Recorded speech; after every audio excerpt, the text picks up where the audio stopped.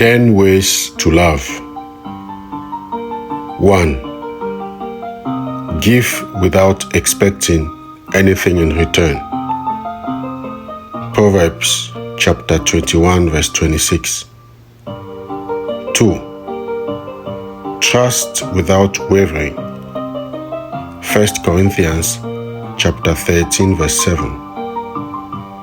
3. Forgive without punishing. Colossians chapter 3 verse 13 to 14. 4. Listen without interrupting. Proverbs chapter 18. 5. Enjoy without complaint. Philippians chapter 2 verse 14. 6. Answer without arguing.